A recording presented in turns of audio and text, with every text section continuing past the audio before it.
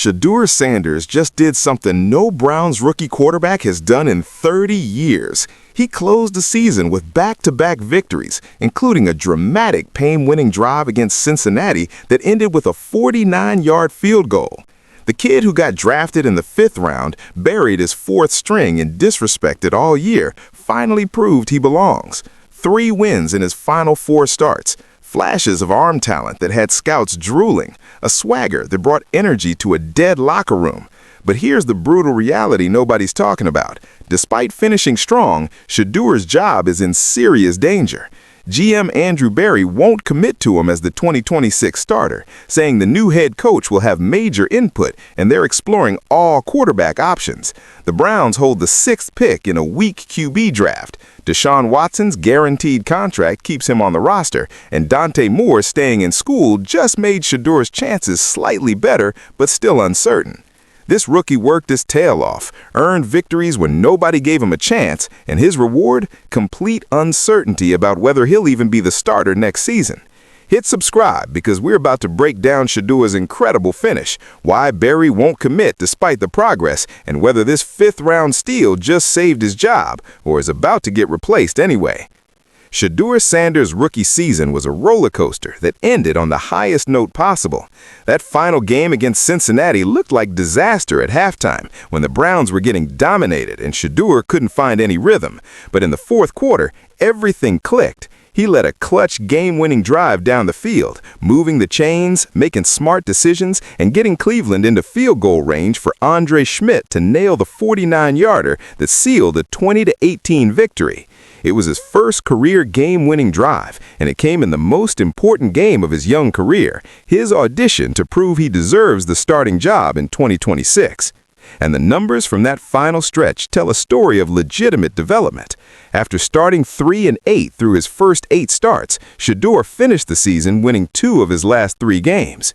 Against Pittsburgh in Week 17, he helped beat a division rival for the first time, going 17 for 23 with 186 yards, a touchdown, and showing the kind of poise you need in rivalry games. Yes, he threw 2 picks in that game, but he bounced back and led him to victory. Then came Cincinnati, where he overcame a terrible first half to deliver in crunch time when it mattered most. The development was visible to anyone actually watching the games. His completion percentage started horrific, 52.2% through his first few starts, which would have ranked dead last in the NFL. But by the end, he'd improved to 56.6% for the season, and more importantly, his decision-making got better. He stopped drifting in the pocket as much, his situational awareness improved, the offense moved better with him under center than it did with Joe Flacco or Dillon Gabriel. Offensive coordinator Tommy Rees specifically praised how Shedeur brought confidence to the entire group with his willingness to attack downfield and make explosive plays. Even opposing coaches noticed. Bengals coach Zach Taylor said he'd been impressed with Sanders going back to his Colorado days and that he understood why Sanders was getting so much attention. Joe Burrow, Cincinnati's franchise quarterback, complimented how Shedeur handled being under more scrutiny than any 5th-round pick in NFL history. Brown safety Grant Delpit talked about Shedeur's swagger and star power, energizing a dead team, saying they fed off his confidence and it made them play better on defense, knowing the offense finally had a spark. And the circumstances Shedeur faced made his finish even more impressive. He never got a single first-team rep in training camp or preseason, not one. The Browns buried him as the 4th-string quarterback behind Joe Flacco, Kenny Pickett, and Dillon Gabriel, treating a guy who threw for over 9,000 yards and 70 touchdowns at Colorado like he couldn't compete. He didn't get his first start until Week 12 against Las Vegas, and even then, it was only because Gabriel got hurt. No preparation, no chemistry with the starters, just throw him in and see what happens.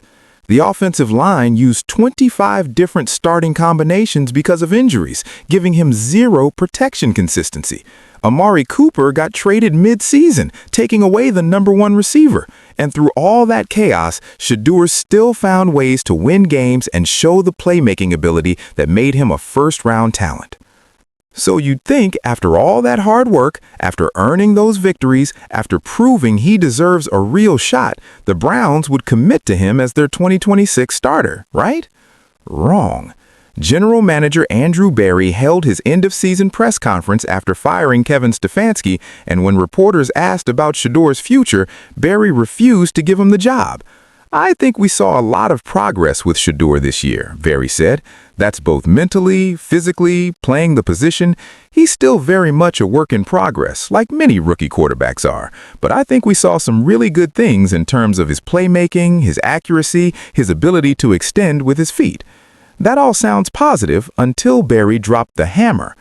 Now, that all being said, we're going to do our work on the quarterback market. It's too important of a position, and it's something that has to be solidified. I can't sit here and tell you today whether the solution for or the starter in 2026 is internal or external, but it's something that we're going to work through over the next several weeks, and quite honestly, the new head coach will also have a lot of input into that as well. Translation? Shedeur's job is not secure. Despite finishing strong, despite earning victories, despite showing development, Berry is keeping all options open. They'll explore veteran free agents, they'll consider drafting a quarterback with the 6th overall pick, and whoever they hire as the new head coach will have massive say in whether Shedeur even gets to compete for the starting job. That's not exactly a ringing endorsement for a rookie who just gave you back-to-back wins to close the season. Owner Jimmy Haslam was even less committal when asked if Shedeur was the quarterback of the future. "We have a lot of work to do on the roster, particularly on the offensive side of the roster," Haslam said, completely dodging the question. If the owner believed Shedeur was the guy, he'd say it. Instead, radio silence. And the reality of Cleveland's situation makes Shedeur's future even more complicated. Deshaun Watson, despite tearing his Achilles twice and not playing a single snap in 2025, is expected to be on the roster in 2026, according to Berry.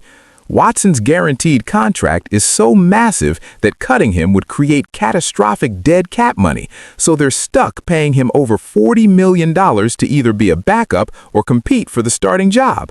That's insane. A quarterback who hasn't played in over a year, who's been terrible when healthy, and who might not even be recovered from his second Achilles surgery, is taking up a roster spot in salary cap space that could have been used to help Shedeur succeed. Dillon Gabriel, the third-round pick who started 6 games before getting hurt, is also still under contract.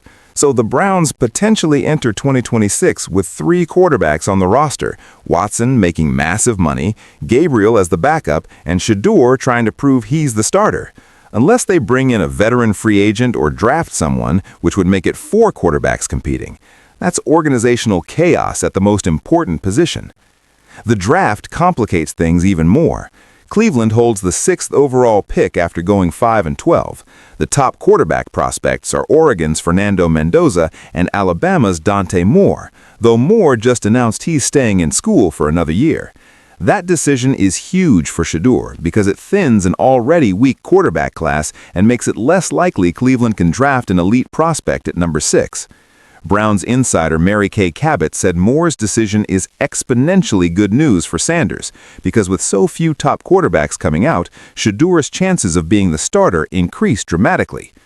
But Berry made it clear they're evaluating all options, including potentially trading up to get a quarterback if someone they love is available. Or they could target later-round guys like Miami's Carson Beck, Oklahoma's John Mateer, or Penn State's Drew Aller. Or they could go into free agency and sign a veteran like Mac Jones, who has connections to several coaching candidates. Every path forward creates competition or replacement threats for Shedeur. And here's the most frustrating part for Shedeur and his supporters. He did everything the organization asked. When he got buried on the depth chart, he didn't complain or demand a trade. He worked his ass off in practice, studied the playbook, and waited his turn. When he finally got his shot, he won his first start, becoming the first Browns rookie in 30 years to do that. When the team was 3-11 and eliminated from playoffs, he didn't mail it in. He competed hard, beat Pittsburgh in a rivalry game, and closed the season with a game-winning drive. He showed leadership, swagger, talent, and resilience. And his reward? We'll see what the market looks like. Shedeur knows the situation. When reporters asked if he thought he'd done enough to be the starter in 2026, he was realistic. "It's not in my hands. It's not my decision," Sanders said. "I feel like this was a good learning year for me, and I'm excited for it because moving forward, I'll be prepared." That's the answer of someone who knows his fate is completely out of his control and is just trying to focus on what he can improve during the offseason. But the stats tell a complicated story that explains why Berry won't commit. Shedeur finished the season completing 56.6% of his passes for 1,400 yards with 7 touchdowns and 10 interceptions in 8 games. That's a 68.1 passer rating and a 19.0 total QBR, which would rank 5th worst among all quarterbacks with at least 200 pass attempts since 2006. Those are objectively terrible numbers that make it hard to argue he's earned the starting job based purely on production. But context matters enormously. He had 0 first-team reps. He played behind a disaster offensive line. He lost his #1 receiver mid-season. He was working in an offense designed for a different style of quarterback. And despite all that, he still won games and showed flashes of the arm talent, accuracy, and playmaking ability that made him Mel Kiper's top-rated quarterback before the draft. Kiper has been defending Shedeur relentlessly, saying anyone who wasn't impressed with his rookie year wasn't watching the same games. The next few weeks will determine everything. The Browns are interviewing 9 head coaching candidates and will narrow it down to finalists this week. Whoever gets hired will immediately have to evaluate the quarterback situation and make recommendations to Berry. If they hire someone who believes in developing young quarterbacks and sees Shedeur's potential, he might get a real shot. If they hire someone who wants a veteran or prefers to draft their own guy, Shedeur could be benched or traded before he ever gets a fair opportunity. Free agency opens in March, and Berry said they'll explore veteran options. Mac Jones is available and has 1 year left on his deal, making him an affordable option. Geno Smith, Kyler Murray, and Tua Tagovailoa could theoretically hit the market, depending on what their teams decide. Any of those guys could be brought in to compete with or replace Shedeur. The draft happens in April, and even without a clear franchise quarterback available at 6, the Browns could still target someone in the 2nd or 3rd round. The frustrating reality is that Shedeur Sanders did everything right down the stretch. He worked hard, earned victories, showed development, and proved he belongs in the NFL. But in Cleveland, that's apparently not enough to secure your job. The organization that cycled through 13 starting quarterbacks in 6 years under Stefanski is about to make another critical decision at the position. And despite Shedeur finishing strong, they're refusing to commit to building around him. Whether that's smart organizational strategy or another example of Brown's dysfunction wasting a talented young quarterback remains to be seen. But for now, Shedeur's future is in danger, and all he can do is train hard this offseason and hope whoever they hire as coach believes in him enough to give him a real shot. Shedeur Sanders' impressive finish to his rookie season has given Browns fans hope, but the organization's refusal to commit to him as the 2026 starter creates uncertainty about his future. The information in this story is based on Andrew Berry's official press conference, reports from ESPN, Cleveland.com's Mary Kay Cabot, NFL Network, and various Browns beat writers covering the quarterback situation and coaching search.